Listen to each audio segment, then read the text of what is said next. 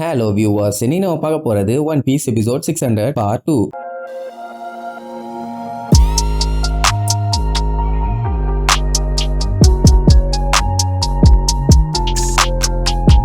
Open பண்ண அந்த குழந்தைகளை காட்டுறாங்க. எல்லாருமே கையில பெரிய பெரிய பைப்பு கல்லுன்னு எடுத்துக்கிட்டு நம்ம ஆளுகளை போட்டு தள்ளுறதுக்காக அப்படியே வெறி கொண்டு வந்துட்டு இருக்காங்க. அதுலயும் 2 பயிலுக சேர்ந்து ஒரு பைப்பை தூக்கி இருப்பானுங்க. செம்ம வெயிட். அவங்களுக்கே அவ்வளவு வெயிட்டா இருக்குன்னா அந்த வெயிட்டை இவங்க தலையில போட்டா என்ன ஆகும்? அப்படியே தூக்கிட்டு போறதுக்காக போர்ஸா ஓன்னு கத்துவாங்க. அந்த டைம் அவங்கள ஒரு குத்து ஊத்தி யாரோ அந்த பைப்பை வந்து புடிச்சுக்குவாங்க. யாரான்னு பார்த்தா நம்ம பிரவுன் பியர்டு. வந்தவன் உன்னை விட மாட்டான்டான்னு சொல்லி செம காண்டாயி கையில வச்சிருக்க அந்த பெரிய பைப்பை வச்சு கண்ணா பின்னாடி அவனை அடிப்பான். அவன் தான் புகையாச்சு, அவனுக்கு எதுவும் ஆகாது. ஆனா என்ன, அவனை அங்க அட்டாக் பண்ணும்போது இங்க நம்ம ஆளுங்க ஃப்ரீ ஆயிடுவாங்க. அதாவது இவங்களால மூச்சு விட முடியுது. மறுபடியும் விடாம கண்டினியூஸா அட்டாக் பண்ணிட்டு நம்ம ஆளுல கூப்பிட்டு எனக்கு இப்பதான் எல்லாமே புரிய வருது, இவனை நான் விட மாட்டேன்னு சொல்லிட்டு கண்டமே நீங்க போட்டு அட்டாக் பண்ணுவான். ஆனா ஒரு யூஸும் இல்ல. ஆக்சுவலா பிரவுன் பியர்டு ஆல்ரெடி கடுப்புல இருந்தான். அதுல இன்னும் கடுப்பான விஷயம் என்னன்னா, அந்த சீசர் இவனை பார்த்து ஆமா நீ யாரு, எங்கேயோ பார்த்த மாதிரியே இருக்குது. ஓ நீ அந்த பிரவுன் பியர்டுல ஐயோ எவ்வளவு பாவம், நீ இன்னும் உயிரோடையா இருக்கான்னு கேட்பான். அட பண்ணாட பயல, நான் யாருன்னு கூட மறந்துட்டேன் அப்படின்னா உனக்கு எவ்வளவு திமிரு இருக்குமா? இல்லடா கண்ணா, இருந்ததுனால தான் நான் ஞாபகப்படுத்தி கரெக்டா சொல்லிட்டேன். சரி அதெல்லாம் விடு. ஆமா எதுக்காக உன் மொத்த பாடி இப்படி ஜல்லிக்கரண்டி மாதிரி ஓட்டையாகி படுபயங்கரமா இருக்குது? யாராச்சும் ஒன்னு அட்டாக் பண்ணிட்டாங்களான்னு கேஷலா கேட்பான். அட வீணா போன எடுபட்ட மொல்ல மாதிரி பயல, நீ தாண்டா என்னைய கொல்ல சொல்லி ஆர்டர் போட்ட கொய்யாலன்னு சொல்லிட்டு ஓங்கி அடிப்பான். அவன் தான் புகையாச்சே சரக்கு சரக்குன்னு மறைஞ்சிருவான். முக்குன்னு பிரவுன் பியர்டுக்கு மூச்சு தான் வாங்கமே தவிர அந்த சீசருக்கு அடிபட்ட பாடு இல்ல. அதுக்கப்புறம் தான் நம்ம சீசருக்கே ஞாபகம் வருது, அட ஆமா நான் தான் அந்த 2 தடித்தாண்ட வரானுகிட்ட சொல்லி உன்னைய போட்டு தள்ள சொன்னேன், அதை கூட ஒழுங்கா பண்ணாம விட்டுருக்கானுங்க. அந்த கூல் பிரதர்ஸ் இந்த மாதிரி ஃபூல் பண்ண மாட்டானுங்களே, எப்படி தப்பிச்சானு கேஷுவலா கேட்பான். ஏ நாசமா போன கேஸ் மண்டையா, நான் உன்னை எவ்வளவு நம்புனேன், ஏன்டா இப்படி நம்பிக்கை துரோகம் பண்ணன்னு கேட்டா, கவலைப்படாத மேன், அந்த கூல் பிரதர்ஸ் அட்டாக் பண்ணியுமே நீ இப்ப உயிரோட தானே இருக்க, நீ ரொம்ப ரொம்ப லக்கி, உனக்கு ஒன்னும் ஆகலைன்னு சொல்லி கிண்டல் பண்ணுவானா. மறுபடியும் அந்த பிரவுன் பியர்டு காண்டாயி அந்த பைப்பை வச்சு கண்டமேனி அவனை அட்டாக் பண்ண ட்ரை பண்ணுவான். அந்த டைம் குழந்தைங்க எல்லாம் இவனை பார்த்து பயந்து அடிச்சு அங்கிருந்து ஓட ஆரம்பிச்சிருவாங்க. இப்படியே அடுத்தடுத்து பண்ணிட்டு இருந்த உடனே குழந்தைங்க மேல படுற மாதிரி எல்லாம் போகுமா. உடனே சீசருக்கு பயமாயிரும். ஏன்னா அவனுக்கு அந்த குழந்தைங்க ரொம்ப ரொம்ப முக்கியம். உடனே அவங்க எல்லாத்தையுமே சீக்கிரமா வெளியில இருக்க அந்த கேஸ் பலூன்ல போய் ஏறிக்கிங்க,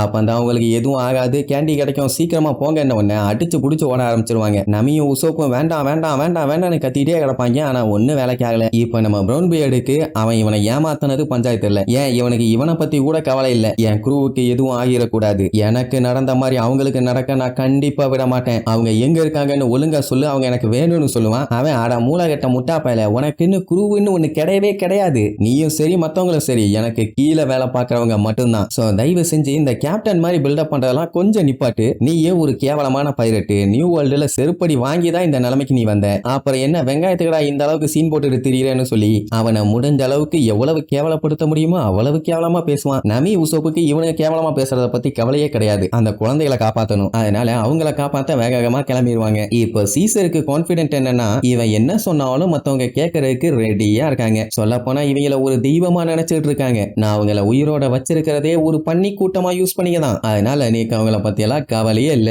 சீக்கிரமாவே செத்துற போறாங்கிற மாதிரி சொல்லுவான். அந்த டைம் பிரவுன் பியர்டுக்கு கொலை காண்டாகி ஓங்கி ஒரு அடி அடிப்பான். அதான் அடி அவன் மேல விழாதே. அந்த டைம் இந்த மூடி மாதிரி ஒன்னு யூஸ் பண்ணுவான்ல, அதான் லூஃபிக்கு எதிராக போன எபிசோட் யூஸ் பண்ணானே, அதே விஷயத்த பிரவுன் பியர்டுக்கு நேரா நீட்டி கேஸ்டன் நெட்னு சொல்லிட்டு டப்புன்னு மூடுவான். பயங்கரமான பிளாஸ்ட். அதை பார்த்துட்டு உசோப்பு நம்பிய மிரண்டுவாங்க. ஐயோ பிரவுன் பியர்டுக்கு என்ன ஆச்சுன்னு தெரியலையேன்னு. ஆனா அடுத்த செகண்டே சீசர் இவங்க 2 வந்து கழுத்தோட புடிச்சு இவங்களுக்கும் ஒரு கேஸ்டன் நெட் போட்டு மூடுவான். மறுபடியும் ஒரு பயங்கரமான பிளாஸ்ட். லூஃபி பிரவுன் பியர்ட் எல்லாம் கொஞ்சம் காட்டுத்தனமான ஆளுங்க, அவங்களால இவ்வளவு பெரிய பஞ்சாயத்தை சமாளிக்க முடியும். பாவம் இவங்க 2 பேரும் என்ன பண்ணுவாங்க, பிரச்சனை தான். அப்படியே கட் பண்ணி இங்க நம்ம ஜோரோவோட கேங்க காட்டுறாங்க. அவங்க அந்த ஸ்மைலி கிட்ட இருந்து அடிச்சு புரண்டு தப்பிச்சு ஓடு ஓடு ஓடு ஓடுன்னு நிக்காம ஓடுவாங்க. எப்படியாச்சும் அந்த லேபுக்கு போய் சேர்ந்துடணும், அதான் இவங்களோட டார்கெட். ஆனா அதுங்க என்ன பண்ணும், ஒரு ஜம்பை போட்டு கம்ப்ளீட்டா ஆப்போசிட் சைடுல வந்து பிளாக் பண்ணிரும். பின்னாடி பார்த்தா ஒரு ஈ காக்கா கூட இல்ல. அது மட்டும் இல்ல, லேக்குக்கு அந்த பக்கமுமே எந்த ஒரு பீஸும் இல்ல. கம்ப்ளீட்டா லேக்க தாண்டி மொத்தமா இந்த பக்கம் வந்துருச்சு. பிரிஞ்சு பிரிஞ்சு இருந்த எல்லாமே ஒன்னா சேர ஆரம்பிச்சிருச்சுங்க. அப்படி எல்லாமே ஒன்னா சேரும் போது அது பெரிய சைஸுக்கு மாறும் இல்ல. ஐயோ சிக்கனோனா சிங்கிதான்னு சொல்லிட்டு அடிச்சு புரண்டு ஓடுவானுங்க. அந்த சாமுராய்க்கு இதெல்லாம் பத்தி கவலை இல்ல, எப்படியாச்சும் அவன் பையனை காப்பாத்தி ஆகணும்.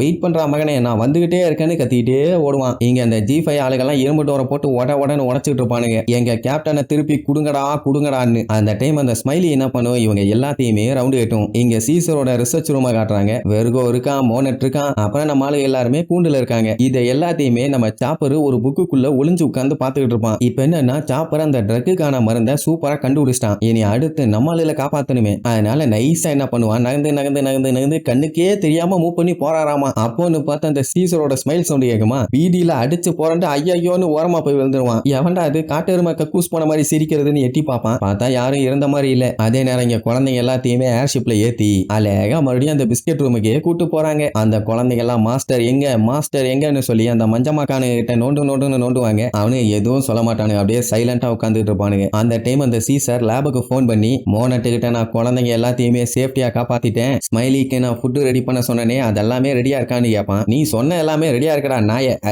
மாஸ்டர், எப்ப வேணாலும் பிளானை எக்ஸிக்யூட் பண்ணலாம்பா அப்படின்னா ஒரு பெரிய சம்பவம் காத்துக்கிட்டு இருக்குது.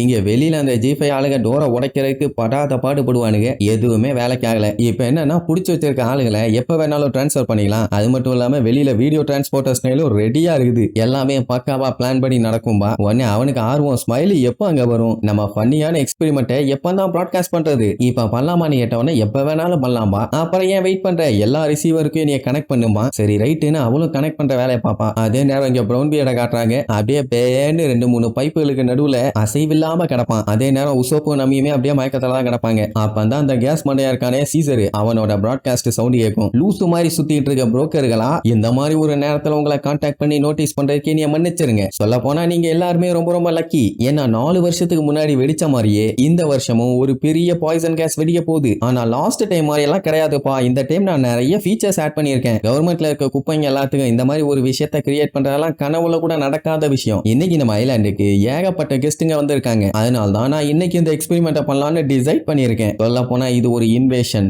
வார், டாமினேஷன், இது உங்களுக்குமே சேர்த்தி தான். உங்களுக்கு வேணும்னா இதை பத்தி நம்ம பிசினஸ் பேசலாம், என்ன ஓகேவான்னு சொல்லுவான். அதுக்கப்புறம் தான் மேட்ரே தெரியுது, இவன் பிராட்காஸ்ட் பண்றதை இவன் மட்டும் இல்ல, நியூ வேர்ல்டுல இருக்க பெரிய பெரிய பைரட்ஸுங்க இருக்கானுங்கல்ல, அவனுங்க எல்லாருமே லைவா பாத்துக்கிட்டு இருக்கானுங்க. ஏதோ டிவி ஷோ மாதிரி போயிட்டு இருக்குது. அப்ப இதை பார்த்துக்கிட்டு இருந்த யூஸ்டர்ஸ் கிட்ட நமக்கு இந்த மாதிரி மாசா ஒரு டிஸ்ட்ரக்ஷன் பண்றதுக்காக வெப்பன் தேவைப்படுமான்னு கேட்டா வேண்டாம், ஆனா அதை கத்துக்கிறதுனால எந்த ஒரு பிரச்சனையும் இல்லைன்னு சொல்லி வில்லத்தனமா லுக்கு விடுவான். அவ்வளவுதான்.